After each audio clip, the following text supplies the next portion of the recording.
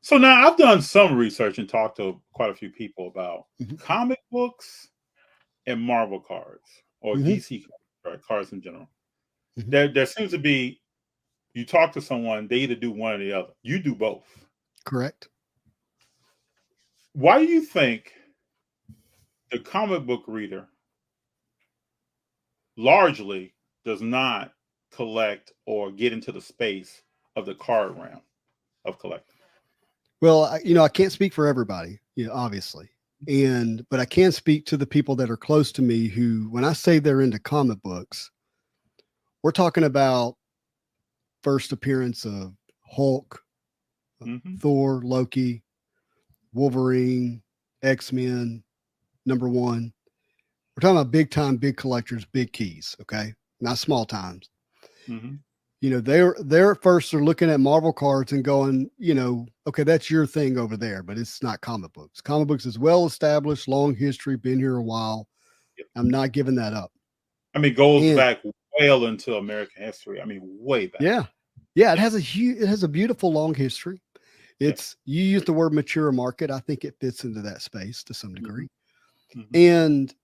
And that was not their view of Marvel cards. And but here's what changed. Well, I'm gonna show you one of them. Like, first of all, the art. Yeah, the art. Yeah, go ahead. Yeah. I mean, this is a Hmm. sketch card. This is a one of one sketch card. So this guy or gal drew this on this card, and it's the only one, the only one that exists. Hmm. And to the comic book collector, they are attracted to the art. Then, as they began to learn about the sets and how they're built, what where the rarity is, and I'm gonna use a word here, the transparency in the rarity. Example, I I probably one of my favorite books is my Blue Marvel, which is a 9.8. That right now it's believed to have a print run of 17,000. Okay, Okay. but if somebody stumbles on a warehouse crate where somebody just stuck them in, a comic book store went out of business at the time that they received those comics, that market is poof flooded with pristine, never read, minty covers. And what happens from an evaluation standpoint to my comic book? It's just going to drop, right?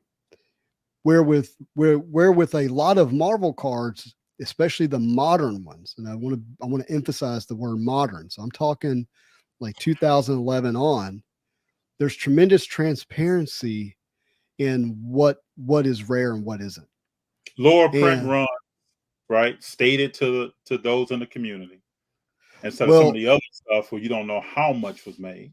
Right. the boxes themselves in a lot of cases are numbered. Like, well, there's Yeah. only 5,000 boxes. Yep. But their cards are most cards or a lot of inserts. Let me say it that way are numbered. Like this one's numbered to 15. Hmm. Sorry, Hmm. the glare is there I pretty see it. bad. Yep. Yep. And so the transparency is on the card, right? And I know that number cards are a thing everywhere, but these are just about every set of modern Marvel cards is well numbered. The Marvel Masterpiece set, the base set is all numbered. Like you can't get a base card without it being numbered. And so there's just a lot of transparency there. The second part is space. Like I'm finding myself in my comic books, like I've got to be selling to make space for the new ones that I want. There's not enough room, especially when you start slabbing them. Yeah. They get heavy and get in the way. And I love a slab comic book just as well as anybody. But the third thing I think is diversification in the sense of, you know, why can't I do both? Why can't, instead of having, these comic books that I really, really love and these that I really, really like and these that I'm specking on, why don't I trim that down to what I know has a bright future and I really love and diversify in something else that I also enjoy, which takes up a lot less space. And it really just has a whole different type of feel in terms of hunt and find and collaborativeness and trading and all that kind of stuff. It's just a whole different feel to it. Very true. Sin City brings up a good point here. I would love for Mhm. comics to eventually get to hard numbered comics. Wouldn't that be a That's great a day? that's a smart guy. I agree. So I haven't bought many comic books in the last number of months, but one that I spent quite a bit of money on was when Todd McFarlane he did his King Spawn issue number one.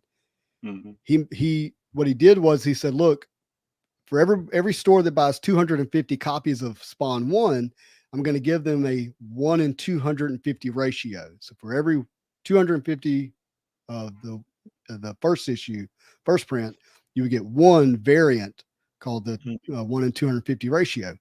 He said, then once we know what the sales are, I'm then going to hand number and sign each one of them. And so It changes the whole situation. Yeah. Yeah. So I bought that book, and it's hand numbered and signed. And then he committed with a lot of transparency to destroy any extras. So that's it. And if yours got damaged, he replaced it and then destroyed the one that was damaged. So there's only the amount that he signed and hand numbered. And so that gave me a lot of confidence to say, yeah, I'm going to go ahead and grab that book. I know there's only going to be, I think it ended up being 1,400 or something like that of those books, which was a little more than I thought they would be. Very little number. Very little number. But in the scheme of things, if the Spawn verse blows up in some way, which it might in the future, right? You never know. That book is going to be looked at as like, hey, we know what's there. There's 1,100 of them. They're all signed. They're all numbered. Yeah, I'll take that one. And I, was able to get it at 9.8.